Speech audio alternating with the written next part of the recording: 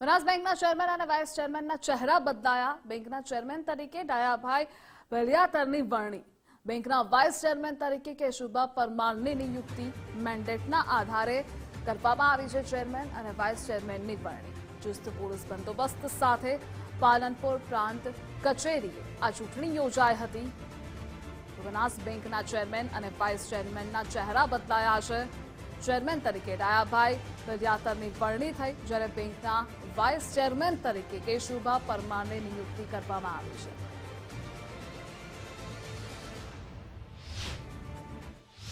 આમ સર્વાનુમતે સૌએ સાથે મળી અને બનાસકાંઠાના સહકારી ક્ષેત્રના વિકાસ માટે અને બનાસકાંઠાનું તમામ નેતૃત્વ, મારા બોર્ડ ઓફ ડિરેક્ટર્સ તમામે જે મને સર્વાનુમતે વરણી કરી એ બદલ હું રાષ્ટ્રીય નેતૃત્વનો, પ્રદેશના નેતૃત્વનો, આપણા ડાયનેમિક આપણા મુખ્યમંત્રી મારે ભૂપેન્દ્રભાઈ પટેલ સાહેબનો, અમારા સહકાર મંત્રી જગદીશભાઈ વિશ્વકર્માનો અને સમગ્ર અમારી ભારતીય જનતા ટીમનો અને અમારા બોર્ડ ઓફ ડિરેક્ટરનો હૃદયપૂર્વક ખૂબ ખૂબ આભાર માનું છું। ભારતીય જનતા પાર્ટી પ્રદેશ નેતૃત્વ તેમજ જિલ્લા નેતૃત્વ તેમજ અમારું બોર્ડ ઓફ ડિરેક્ટર્સ તમામે જે સર્વાનુમતે આજે નિર્ણય લીધો છે આજે એને અમે ખૂબ જ સારી રીતે આવકારીએ છીએ અને ખૂબ ખૂબ અભિનંદન પાઠવીએ છીએ। અને જેમ આજે ધારો કે મેં ખુદ મારી કોઈ ઈચ્છા પણ વ્યક્ત ક્યારેય નથી કરેલી, બીજાની ભલામણો કરેલી, તેમ છતાં પણ આ પાર્ટીએ જે મારી પસંદગી કરી છે, ધારો કે ડિરેક્ટરોમાં હું અમારી હાવ લઘુમતી કહેવાય, એક કે બે ડિરેક્ટર હોય, તેમ છતાં પણ પાર્ટી આપી છે, એ બદલ હું પાર્ટીનો ખૂબ ખૂબ આભાર માનું છું। તો બનાસ બેંકના ચેરમેન અને વાઇસ ચેરમેનના ચહેરા બદલાયા છે। બેંકના ચેરમેન તરીકે ડાયાભાઈ વલિયાતરની વરણી કરવામાં આવી છે, જ્યારે વાઇસ ચેરમેન તરીકે કેશુભા પરમારની નિયુક્તિ થઈ છે। સંવાદદાતા કમલેશ જોડાઈ ગયા છે। કમલેશ, બનાસ બેંકના ચેરમેન અને વાઇસ ચેરમેનની વિગતો જણાવશો, જે ચૂંટણી યોજાઈ હતી તેની?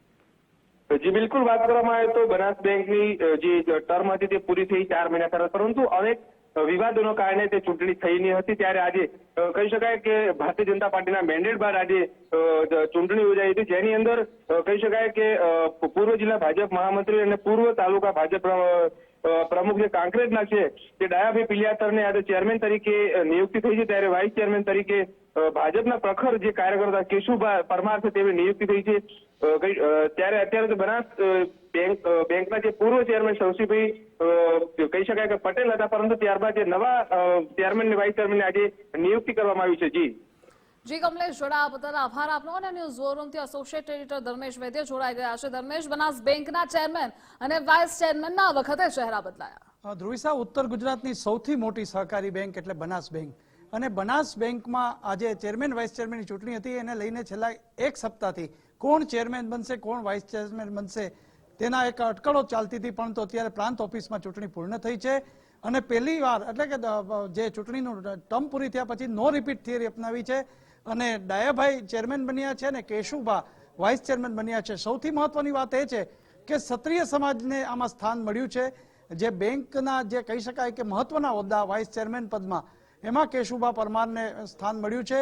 મહત્વની વાત એ છે કે વિધાનસભાના અધ્યક્ષ અને સહકારી ક્ષેત્રના અગ્રણી શંકરભાઈ ચૌધરીની ઉપસ્થિતિમાં આજે ચૂંટણી થઈ છે અને જે મેન્ડેટની પ્રથા છે સહકારી ક્ષેત્રે, એ જ મેન્ડેટ આવતા જ આ બંને લોકોની નિયુક્તિ થઈ છે।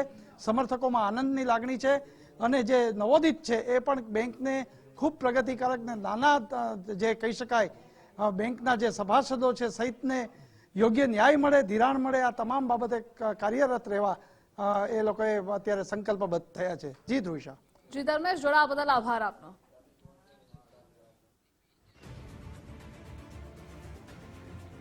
ખેડામાં વધુ એક એપીએમસીની ચૂંટણીમાં અમદાવાદ એપીએમસીમાં ચેરમેન અને વાઇસ ચેરમેનની ચૂંટણી, ચેરમેન વાઇસ ચેરમેન બનાવવા ભારતીય જનતા પાર્ટી એની ચોટીનું જોર લગાવી રહી છે।